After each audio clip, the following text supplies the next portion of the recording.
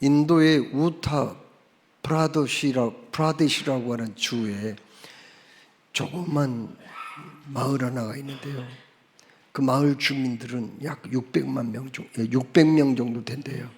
근데 그 600명 중에서 쌍둥이만 해서 100쌍이 넘는데요. 또 CNN 뉴스에 의하면 브라질의 어떤 마을은 한 80여 가구가 살고 있는데 그 중에서 쌍둥이 주민이 38쌍이나 된대요. 참 이상하다. 그 연구를 했는데 그 원인을 잘 밝혀내지를 못했고 그냥 추측으로 그 마을에서 사용하는 물에 쌍둥이를 낳을 만한 미네랄이 많이 함유되어 있다. 그래서 아마 쌍둥이를 많이 낳을 거다. 이렇게 추측만 하고 있다고 합니다. 여러분, 오늘 우리가 봉독한 말씀도 쌍둥이가 등장해요. 이삭의 쌍둥이 두 아들 에서와 야곱이 오늘 말씀의 배경을 이루고 있습니다. 성경에는 종종 쌍둥이가 등장하죠. 야곱의 아들 유다도 다말에게서 쌍둥이 아들 베레스와 세레를 낳았거든요. 예수님의 제자 가운데 도마라는 사람도 쌍둥이였어요. 디두모라 하는 도마라고 했거든요. 디두모라는 말은 쌍둥이라는 뜻이에요. 여러분, 오늘 등장하는 이 쌍둥이 에서와 야곱, 이 사람들은 이삭이 낳은 아들들이죠. 이삭은 몇 살에 결혼했죠? 40살에 결혼했습니다. 그런데 20년 동안 자식을 얻지 못했어요. 그런데 그 원인이 아내인 리브가에게 있었던가 봅니다. 그래서 이삭이 아내를 위해서 기도를 많이 했거든요. 그래서 20년 만에 잉태를 했습니다. 그래서 아들을, 쌍둥이를 낳았죠. 그런데 그 큰아들 에서는 굉장히 활동적인 사람이었어요. 사냥을 좋아해가지고 들르산으로 늘 누비고 다녔던 그런 사람이었어요. 동생 야곱은 어떤 사람이에요? 조용한 사람, 내성적인 사람이었어요. 주로 집안에서 시간을 보냈던 그런 인물이라고 말씀합니다. 그런데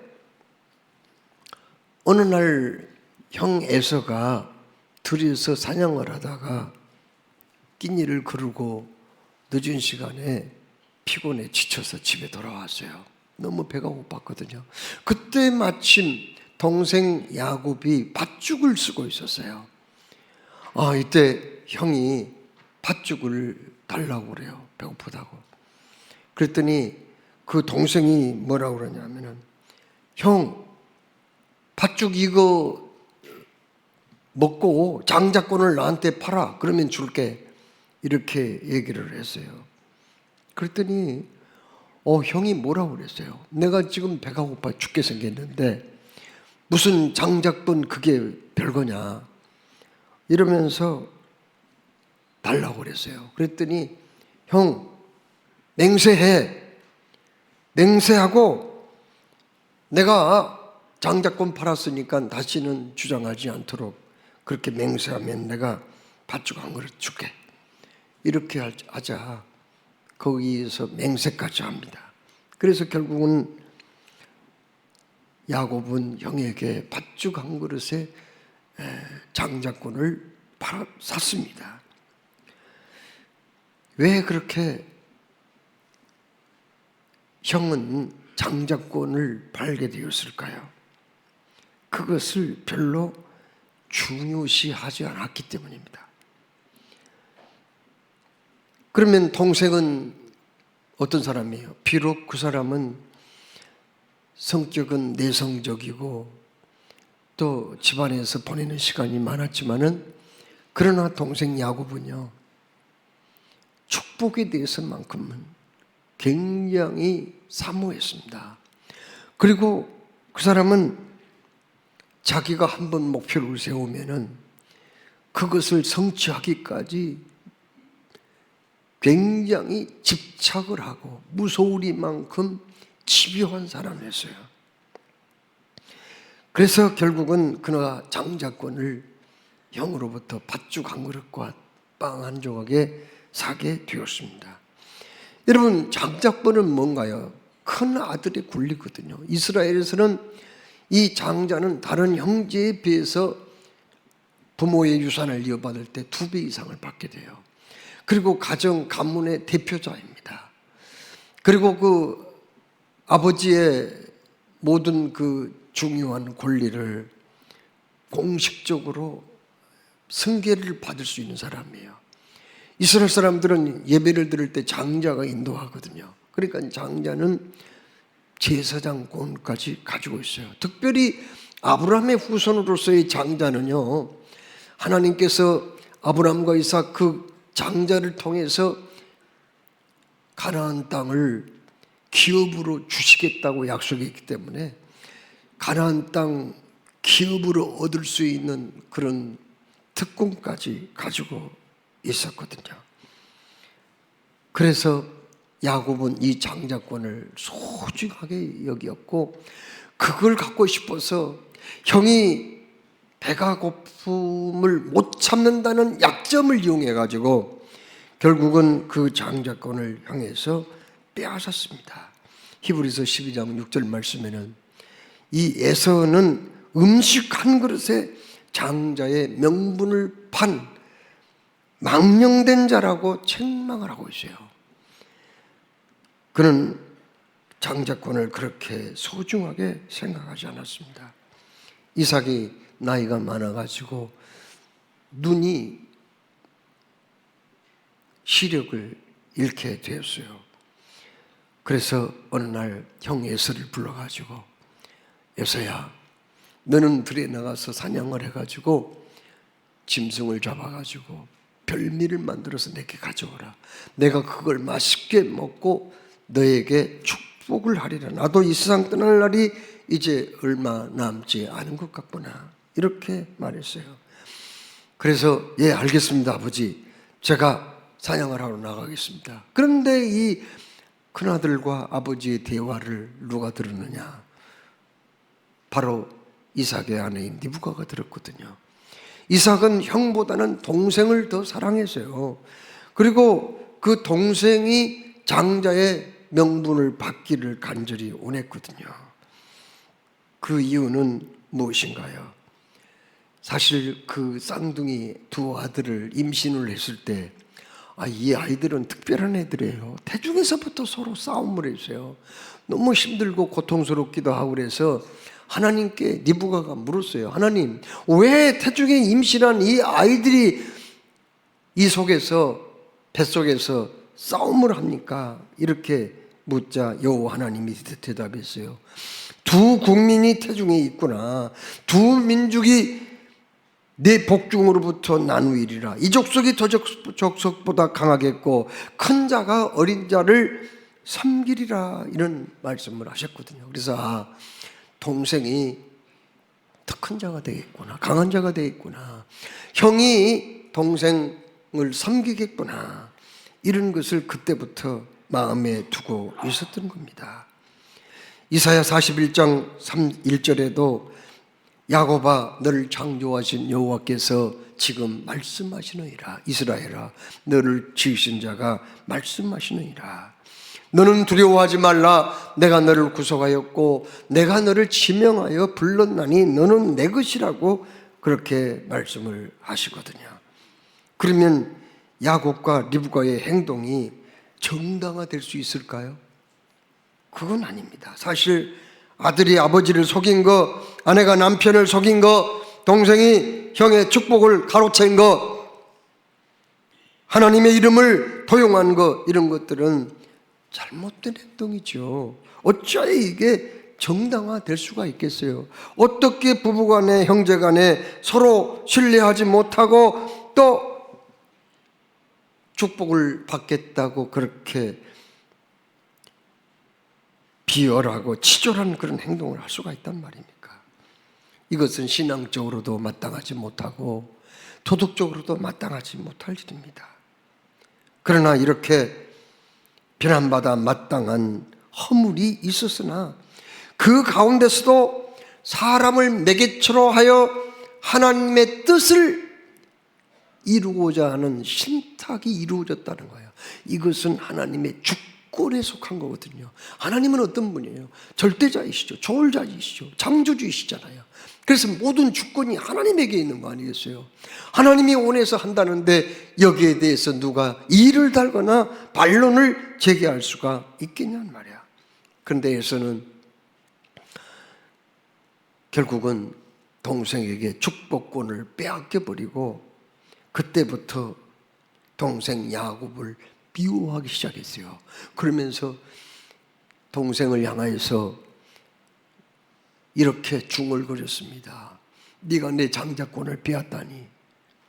아버지도 이제 나이 들어서 돌아가실 날이 점점 다가오는데 만일 아버지만 돌아가시면은 내가 너를 그냥 두지 않을 거야. 반드시 죽여버릴 거야.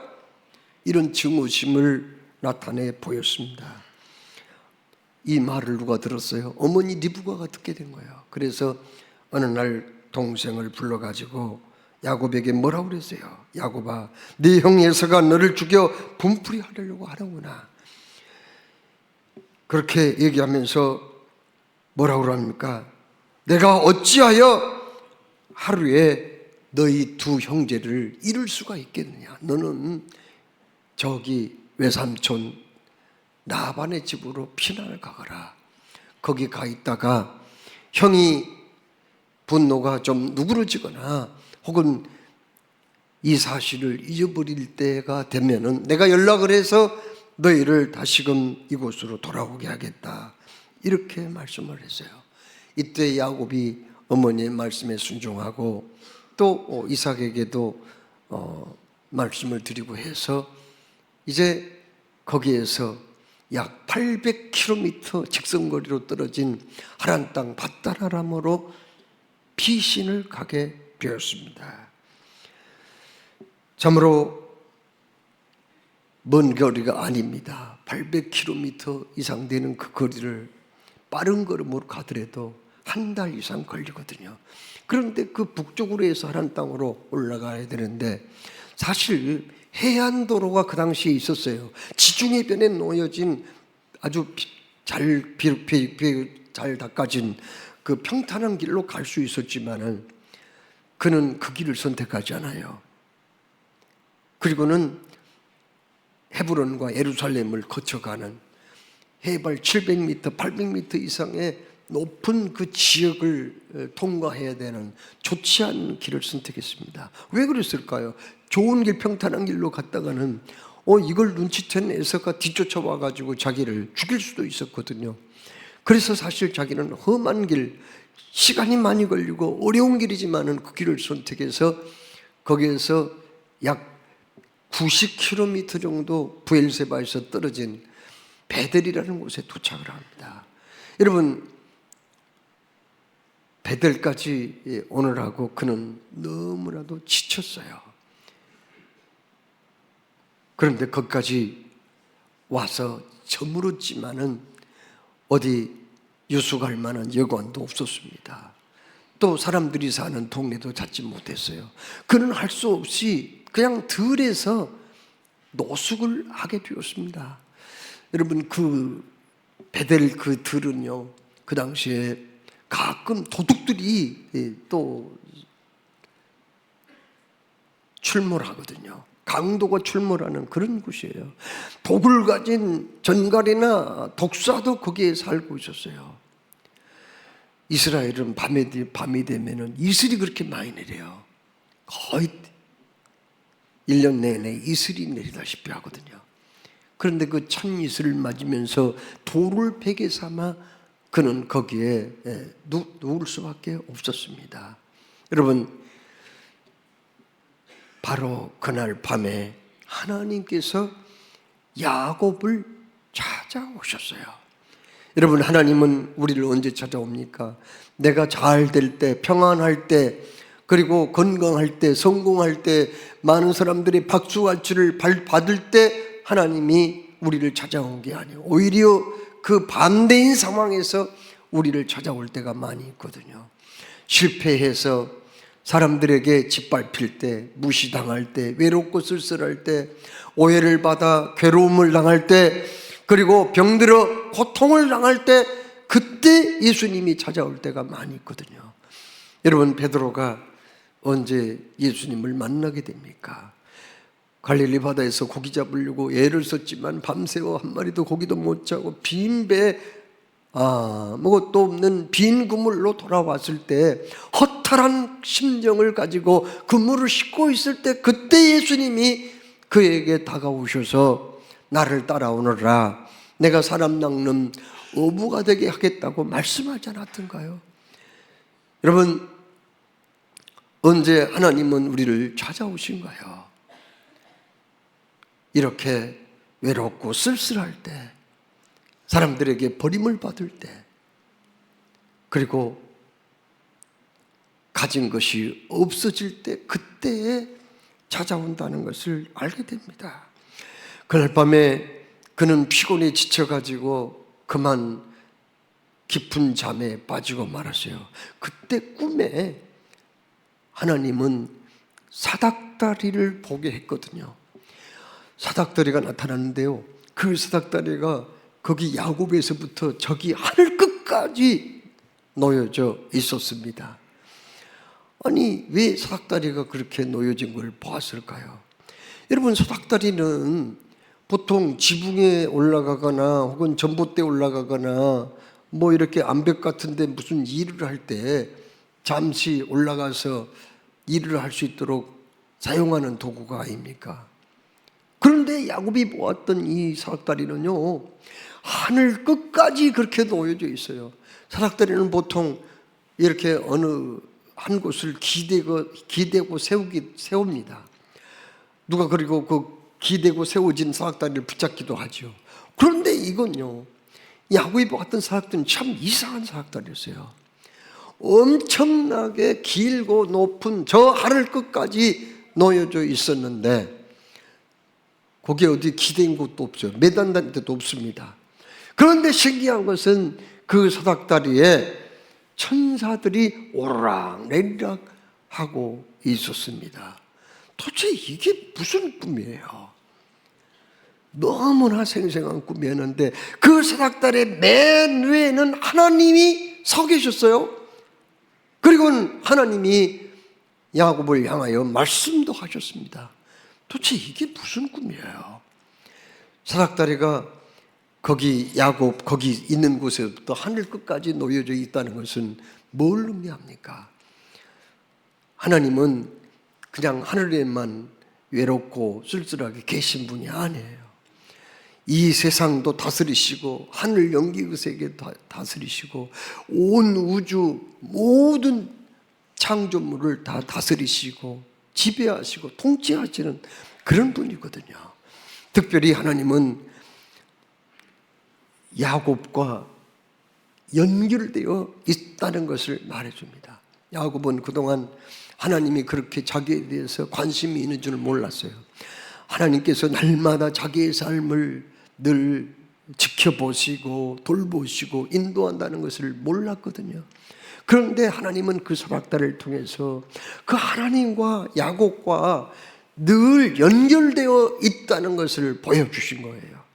거기다가 거기에 또 왜 거기 천사들이 오르락내리락, 천사들은 피조물이지만은 또 그건 영적인 존재거든요. 영물이란 말이에요.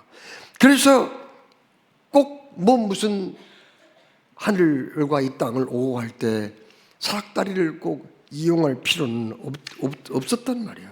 그런데 왜 거기 사닥다리를 오르락내리락 하는 그러한 모습을 보여주었냐 하는 얘기입니다. 여러분, 그것은 바로 요한계시록 8장 3절 4절 말씀에 분명한 답이 있어요. 또 다른 천사가 와서 제단 곁에 서서 금향로를 가지고 많은 양을 받았으니 이는 모든 성도의 기도와 합하여 보좌 앞 금제단에 드리고자 함이라. 향연이 성도의 기도와 함께 천사의 손으로부터 하나님 앞으로 올라가는지라, 이렇게 말씀했거든요. 무슨 말입니까? 여러분, 우리가 하나님 앞에 기도하잖아요. 그러면은 하나님이 그 기도를, 천사를 보내가지고 금향로에다가 기도를 담아오라는 거예요. 그러면은 그 제단에 금향로에서 피우는 그 향연이 있거든요. 피우는 향연과 함께 기도를 거기에다가 담아요. 그리고는 그 기도를 가지고 가신다는 거예요. 하늘 보좌에다가 그걸 전달을 한단 말이죠. 그러면 하나님이 그 기도를 받으시고 또 응답을 주시거든요. 응답도 그 천사가 응답을 가지고 오는 거예요. 그렇게 해서 하나님과 나 사이에 거기 그 사닥다리를 통해서 천사들이 날마다 긴밀하게 왕래를 하고 있다는 것을 성경에 말씀하고 있습니다. 그러면 그 사닥다리는 도대체 뭐예요? 왜 그렇게 이상한 사닥다리가 있어요? 왜 땅에서 하늘 끝까지 놓여져 있는 그런 사닥다리를 보여주셨냐고요. 요한복음 1장 51절에 예수님은 나다나엘을 참 이스라엘 사람이라고 칭찬하시면서 이렇게 말씀하십니다.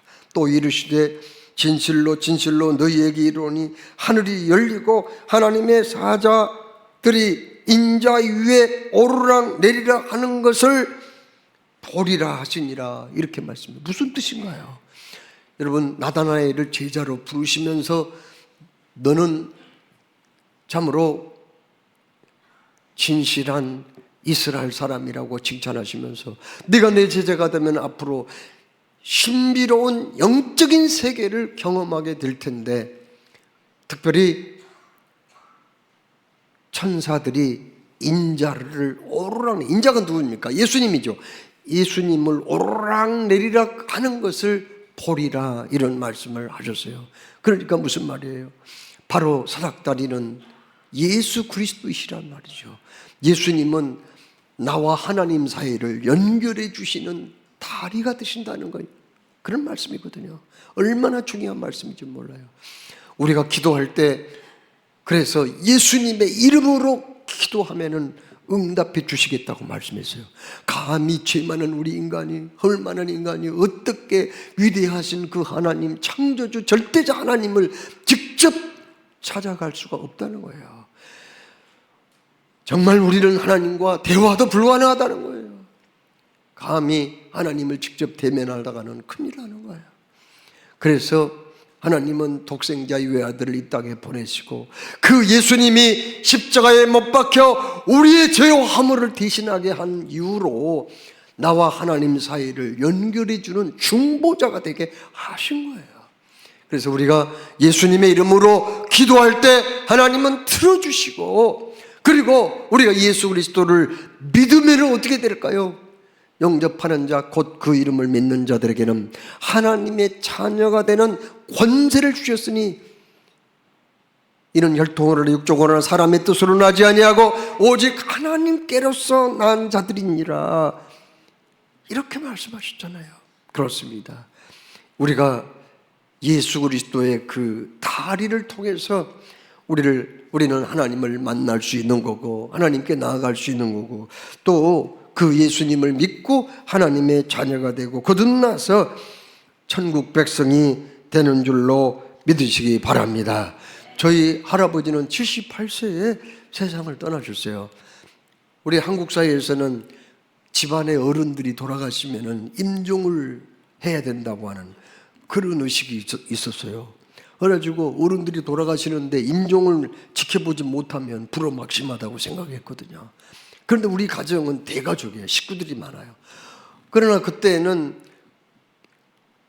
군대 가 있는 사람도 있고 공부하기 위해서 객지에 나가 있는 사람, 직장생활 때문에 나간 사람도 있고 그래가지고 집에는 그렇게 가족들이 별로 없었어요. 그런데 그 고향에서 얼마 떨어지지 않는 곳에 내 동생이 있었거든요. 그래서 아버지가 그 동생을 부른 거예요. 할아버지가 이제 돌아가시려고 하니까 그 할아버지 방에다가 밤이나 낮이나 환하게 불을 켜놓고 임종을 지켜보고 있었던 거예요. 아버지가 늦은 시간까지 그 할아버지 의식이 없는 할아버지를 지켜보고 계셨어요. 그러다가 너무 피곤해서 옆방에서 잠깐 쉬시는 동안에 내 동생이 거기 또 와가지고 할아버지 임종을 지켜봤거든요. 그런데 동생도 피곤해가지고 앉은 채로 고개를 떨구고 이렇게 졸고 있었습니다. 그런데 갑자기 방안이 환해지더니 사닥다리가 나타난 거예요. 지상에서부터 하늘 끝까지 아주 긴 사닥다리가 나타나더니 하얀 한복, 깨끗한 한복으로 갈아입으신 할아버지가 세상에 그 사닥다리를 한 계단, 두 계단 올라가는 장면이 생생하게 보였던 거예요. 깜짝 놀라서 잠에서 졸다가 깨가지고 봤더니 그때 할아버지가 마지막 숨을 거두는 순간이었습니다. 저희 할아버지는 하나님 살아계심을 체험을 하신 분이에요. 6.25 때도 하나님이 기적적으로 가족들을 한 사람도 상하지 않고 지켜 보호해 주심을 경험을 하신 분이에요. 그래서 예수님을 끝까지 잘 믿었던 분이거든요. 그런데 비록 실수가 있었다 하더라도, 허물이 있었다 하더라도 하나님이 다 용서하시고 예수님을 믿는 그 한 가지 때문에 받아주셨다는 것을 마지막 그 임종을 지켜보던 내 동생을 통해서 그걸 보여주신 거예요. 하나님께서 사랑하신 여러분, 나와 하나님 사이의 중보자가 되신 예수님, 오늘도 나를 위해서 하늘 보좌 우편에서 기도하고 계신 예수님, 그리고 천국 가는 그 길, 하나님께 가는 그 길에 안전한 다리가 되어주신 그 예수님을 우리가 믿고 그 예수님을 통하여서 천국까지 무사히 입성하게 될 줄 믿으시기 바랍니다. 여러분, 사닥단의 맨 위에 계신 그 하나님은요, 야곱에게 뭐라고 하셨어요? 야곱을 불렀습니다. 그리고 야곱에게 3가지의 복을 주셨거든요. 자, 그러면 오늘 여기 말씀 속에서 우리가 기억해야 할 것은 뭔가요? 오늘 지금 야곱이 지금 장자권을 형에게 정상적인 방법이 아닌 다른 방법으로 빼앗고 말이죠. 엄마하고 공모해가지고 빼앗았단 말이에요. 그걸로 인해서 형이 분노하고 죽이려고 해서 지금 피신을 갔단 말이에요. 거기에서 베델이라고 하는 곳에서 그는 꿈에 사닥다리 환상을 보았고요. 그리고 하나님의 말씀을 듣게 되는데 도대체 이게 우리와 무슨 상관이 있는 거예요? 야곱의 얘기가 나와 무슨 상관이 있냐고요? 그걸 먼저 우리가 알아야 돼요. 야곱이라는 사람은요, 선택받은 사람의 상징적인 인물이에요. 우리가 구원받은 것은 나의 의지가 아니에요. 나의 공로가 아니에요. 나의 선택이 아니에요. 하나님께서 예정하신 거예요. 하나님이 그냥 하나님의 절대 주권으로 우리를 선택하셔서 우리가 구원을 받았다고 하는 그런 말씀이거든요. 그런데 그 대표적인 사람, 상징적인 인물이 야곱이라는 말이에요. 야곱이라는 이름은 나중에 이스라엘로 바뀌게 되잖아요. 거기 야복강 하나님과 식임함으로 환도뼈가 부러진 그 사건을 통해서 그는 이름이 이스라엘로 바뀌잖아요. 여러분, 우리도 영적인 야곱입니다. 그리고 우리도 영적인 이스라엘이에요. 이스라엘은 이 야곱은 이 창세기에 나온 인물인데 야곱이 제6이세상을 떠나고 난 그 다음에도 선지서의 말씀이나 또 역사서의 말씀이나 신약성경에 자꾸 야곱을 꺼내거든요. 야곱이 있지도 않는데 야곱아 이스라엘아 자꾸 왜 불러요? 그것은 구원받은 영적인 야곱, 영적인 이스라엘, 우리에게 하시는 말씀으로 우리가 받아들여야 되거든요. 그러면 사다리 맨 위에 서 계신 하나님이 야곱에게 3가지 복을 주셨는데 그 복이 무슨 복인가요? 첫째로 가나안 땅을 야곱과 그의 후손에게 주시겠다고 약속을 하셨어요. 13절에 또 본즉 여호와께서 그 위에 서서 이르시되 나는 여호와니 너의 조부 아브라함의 하나님이요 이삭의 하나님이라 네가 누워있는 땅을 내가 너와 네 자손에게 주리니라고 말씀하거든요. 하나님이 가나안 땅을 야곱과 후손에게 주시겠다고 하는 말씀이에요. 자, 그러면 한번 생각해 보세요. 귀향에 하나님이 땅을 주시려면 왜 그 가나안 땅 손바닥만한 작은 땅을 주셔요? 아니 미국 같은 그런 나라, 살기 좋은 그런 나라를 주시면 좋았을 텐데, 아니 석유라도 많이 나는 중동 땅을 다 주셨으면 좋았을 텐데, 아니면 우리 한국 땅 사계절이 분명하고 경치가 아름다운 한국 땅이라도 좀 줬으면 좋을 텐데 왜 그 가나안 땅을 하필이면은 그와 후손에게 주었어요? 실제로 그 후손들이 지금까지 거기에 그 땅을 지키고 있는 건 맞습니다만은 왜 거기를 주었냐고요. 여러분, 오늘 이 말씀은 뭔가요? 우리들에게 하신 말씀이라고 그랬죠. 야곱한테만 하는 얘기가 아니에요. 우리들에게도 땅을 주시겠다는 말이에요. 그 가나안 땅은 영적인 가나안 땅, 천국을 의미하거든요. 그러니까 바로 하나님이 주신 그 가나안 땅, 거기에서 우리의 구원주 그리스도 예수님께서 탄생을 해야 되기 때문에, 그렇습니다. 탄생을 해야 되기 때문에 바로 그곳에 주님이 오셔야 되기 때문에 그 땅을 주신 거고요.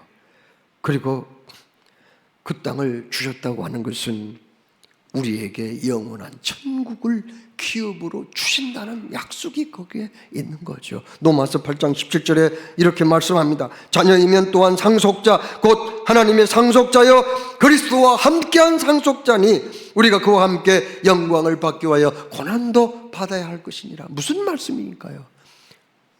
하나님은 우리에게 천국을 상속을 받을 수 있는 사람으로 정해 놓으셨다는 거예요. 그리고 빌립보서 3장 20절에는 우리에게 천국의 시민권을 이미 주셨다고 말씀했거든요. 여러분, 이미 하나님의 나라 천국에 우리가 상속권을 이미 받았기 때문에 천국은요, 여러분의 이름으로 등기 이전이 끝난 줄로 믿으시기 바랍니다. 아멘. 이미 천국을 등기 이전해버렸어요. 우리는 그냥 때가 되면 가면 되는 거예요. 성경에 그렇게 말씀했어요. 아니 성경 말씀 안 믿으면 뭘 믿으려고 그러세요? 그걸 우리에게 말씀하기 위해서 너와 내 후손에게 가나안 땅, 네가 누운 이 땅을 주리라고 그렇게 말씀한 거예요.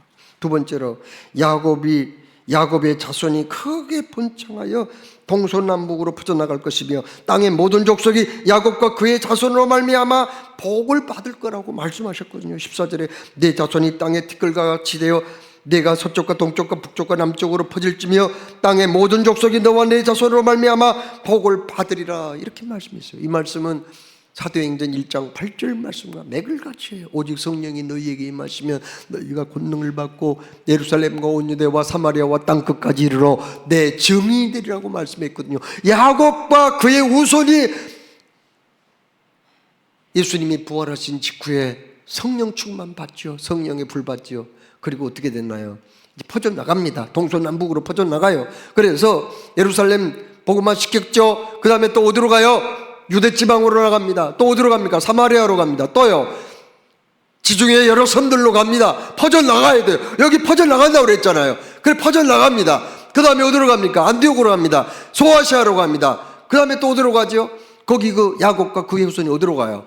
또 어디로 갑니까? 저기 유럽으로 갑니다. 마게도냐, 데살로니가로 갑니다. 아가야로 갑니다. 그 다음에 아덴으로 갑니다. 고린도로 가죠. 아덴, 그 다음에 거기서 또 어디로 가요? 더 나갑니다. 세계의 중심 도시 노마로 건너갑니다. 그리고 전 세계로 쫙 퍼져나가서 뭐라고 말씀합니까? 이렇게 동서남북으로 퍼져나가게 될 것이며, 또 뭐라고 말씀했어요? 모든 족속이 너와 내 자손으로 말미암아 복을 받을 거야. 모든 족속이, 전 세계 모든 족속에서 예수님을 믿고 영생을 얻고 천국을 얻을 놀라운 복을 받을 사람들이 많이 있을 거라고 말씀했는데, 그 복을 받은 사람 중에 저와 여러분이 여기에 있는 줄로 믿으시기 바랍니다. 야곱에게 축복한 게 그냥 야곱 한 사람에서 끝난 게 아니에요. 그것이 나한테까지 지금 온 거예요. 지금 그 복이. 셋째, 마지막으로 항상 함께 하셔서 지켜주시고 선한 길로 인도하시겠다고 약속했거든요. 15절에 내가 너와 함께 있어 내가 어디로 가든지 너를 지키며 너를 이끌어 이 땅으로 돌아오게 할지라 내가 네게 허락한 것을 다 이루기까지 너를 떠나지 아니하리라. 여러분, 여기 하나님이 야곱에게 허락한 것이 뭔가요? 야곱이 거기 베델에서 하란 땅 밧다느람 외삼촌 집까지 무사히 도착해요. 그리고 그 외삼촌을 만나고 거기서 장가 두듭니다. 그러면 거기까지 다 끝났을까요? 허락한 게? 아니에요. 하나님이 허락한 게 또 있죠. 거기 라반이 얼마나 그를 많이 속여 먹었어요. 일만 시키고. 그러나 하나님이 복 주셔가지고 거부가 되거든요. 그 다음에 어떻게 됩니까? 이제 자기의 부모님이 계시는 브엘세바 고향 땅으로 옵니다. 가나안 땅으로 와요. 그런데 거기에서 또 어떤 일이 발생해요? 자기 형 에서가요 400명의 군사를 이끌고 자기를 죽이려고 오는 거예요. 그는 야복강에서 하나님과 씨름을 합니다. 살려달라고요. 환도뼈가 부러지도록 매달립니다. 그 결과 어떻게 돼요? 하나님이 에서의 마음을 녹여버리잖아요. 형제간에 만나서 애정을 생각하면서 끌어안고 얼마나 통곡하고 화해해요. 그러면 주님이 허락한 것이 거기에서 끝나는 겁니까? 아니에요.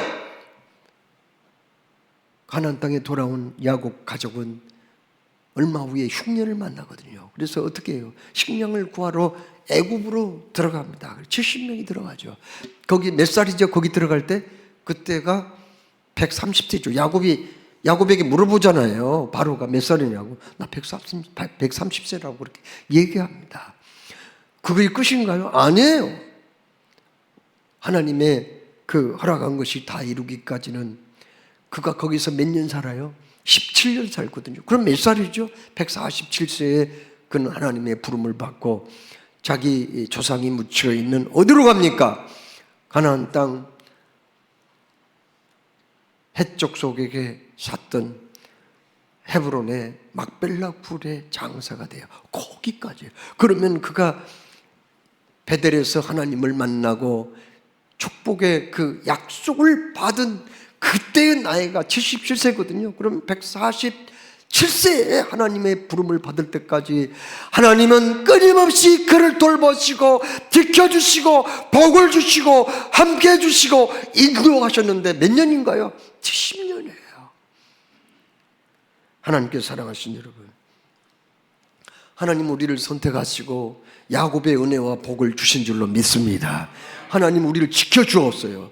또 보호해 주셨다니까요. 우리에게 필요한 걸 채워주셨어요.